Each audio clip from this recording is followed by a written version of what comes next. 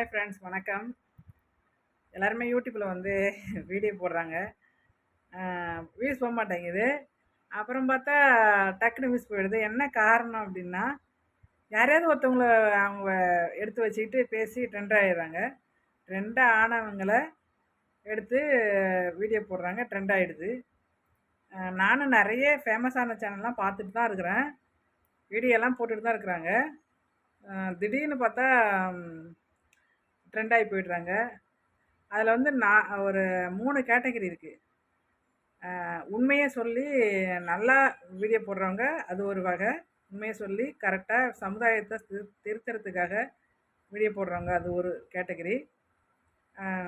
ரெட்ட அர்த்தத்தில் பேசி பேசி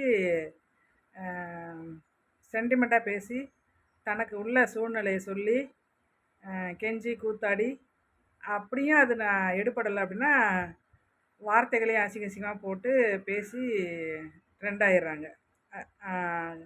அதாவது தமிழில் பார்க்கும்போதே அதை தொட்டு பார்க்குற மாதிரி அந்த மாதிரி வார்த்தைகளை எழுதி வீடியோ போட்டு ட்ரெண்ட் ஆகிடுறாங்க. அது ஒரு வகை. அசிங்கமாக உடம்ப காமிச்சு வீடியோ போடுறவங்க, உடம்ப காமிச்சு காசு சம்பாதிக்கிறதுக்காக என்ன வேணாலும் பண்ணலாம், நம்ம இதை கேட்க யாரும் இல்லை அப்படின்னு சொல்லி போடுறவங்க ஒரு வகை. இதில் வந்து எனக்கும் கண்டென்ட் கிடைக்கல நானும் யோசனை பண்ணிகிட்டே இருந்தேன்.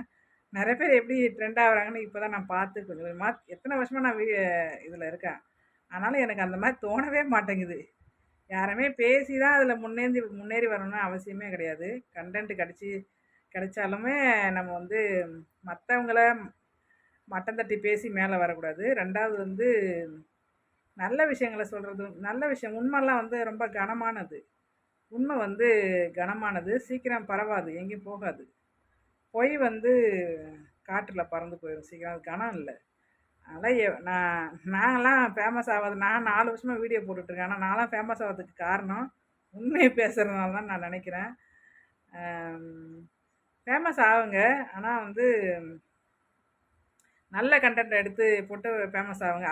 அவங்கள வந்து பேசி பேசி ஃபேமஸ் ஆகுங்க. கண்ட நாய்ங்க கண்ட வீடியோலாம் போடுது பார்த்தியா, அதெல்லாம் எடுத்து அதுங்கெல்லாம் ஃபேமஸ் ஆக்காதீங்க. அது ஒரு கருத்து சொல்லிக்க நான் விரும்புகிறேன்.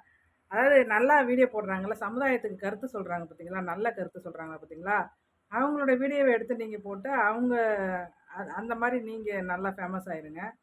இந்த கெட்ட வார்த்தையில் பேசி ரெட்டாரத்தில் பேசுகிறாளுங்க பார்த்தீங்க, ஒரு சில நாதாரம் நாய்ங்க இருக்குதுங்க. இதில் பார்த்துருக்கேன் நான் நிறையவே. ஃபேஸ்புக்லேயும் பார்த்துருக்கேன், இதுலேயும் பார்த்துருக்கேன், இன்ஸ்டாலையும் பார்த்துருக்கேன். அசிங்கமாக பேசுதுங்க நாய்ங்க. அசிங்கமாக பேசி எழுத்தையும் அதே மாதிரி போட்டு உடனே டச்சை பண்ணி உள்ளே போய் பார்க்குற மாதிரி இப்போ பண்ணி வச்சிடறாளுங்க. அந்த மாதிரி உள்ள நாயங்களோட வீடியோ எடுத்து போட்டு தான் நீங்கள் ட்ரெண்ட் ஆகணும்னு அவசியம் கிடையாது. ஆனால் வந்து அது மாதிரிலாம் போடாதீங்க. நீங்கள் போட என்ன பண்ணுவாங்க, அவங்க வளர்ந்துட்டே போவாங்க. அதனால் அந்த மாதிரி நாயங்களை நம்ம வளர்த்து விடக்கூடாது. உண்மையை பேசி கரெக்டாக சமுதாயத்தை திருத்தத்துக்காக கருத்து சொல்கிறாங்க பார்த்தீங்களா, உண்மையான கருத்தை சொல்லி வீடியோ போடுறாங்க பார்த்தீங்களா, அவங்கள எடுத்து பேசி நீங்கள் ட்ரெண்ட் ஆகுங்க. இன்னொரு கேள்வி இருக்குது அதில், அவங்கள பற்றி போட்டால் யாரும் பார்க்க மாட்டாங்கங்க அப்படின்னு நீங்கள் சொல்கிறது என் காதில் விழுது, என் மனசுக்குன்னு தெரியுது. அது உண்மைதான். நான்லாம் 4 வருஷமாக யூடியூப்பில் இருக்கேன். 2021 வளராததுக்கு காரணம் என்ன தெரியுமா, நான் யாரை பற்றியுமே பேசுகிறதே கிடையாது, யாரை பற்றி நினைக்கிறதும் கிடையாது. நம்ம வந்து நல்ல விஷயங்களை சொன்னாலும் லேட்டாக போனாலும் பொறுமையாக போகலாம் அப்படின்ற ஒரு கருத்து என் மனசுக்குள்ளே இருக்குது. நல்ல விஷயங்களை மட்டும்தான் சொல்லணும். அதனால் கோடியாக வந்தாலும் பரவாயில்ல, கொட்டலைனாலும் பரவாயில்ல.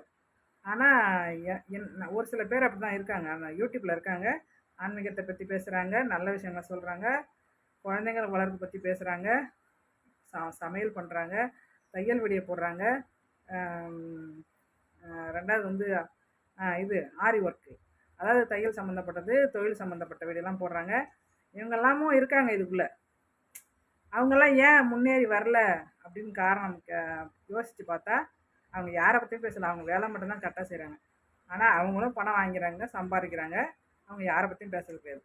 அவங்களும் யூடியூப்பில் இருக்காங்க. அந்த மாதிரி ஒரு நல்ல தையல் தொழில் எடுத்து போட்டு பேசுங்க.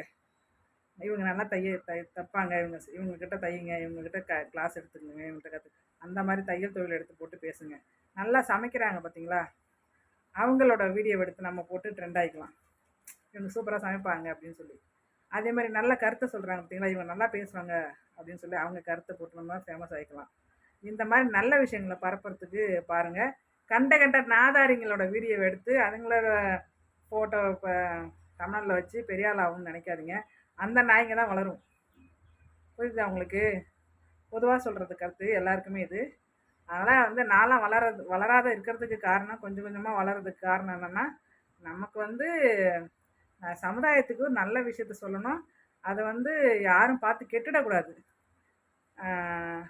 அது கொஞ்சம் பொறுமையாக போனாலும் பரவாயில்ல, ஒன்றும் பிரச்சனை இல்லை. வாழ்க்கையும் அப்படி தான். இப்போ நான் வந்து இந்த வயசில் எனக்கு இந்த வயசுலலாம் நான் வந்து செட்டில் ஆகிட்டேன். என்ன காரணம்னா, எனக்கு எண்ணங்கள் நல்லா இருக்குது.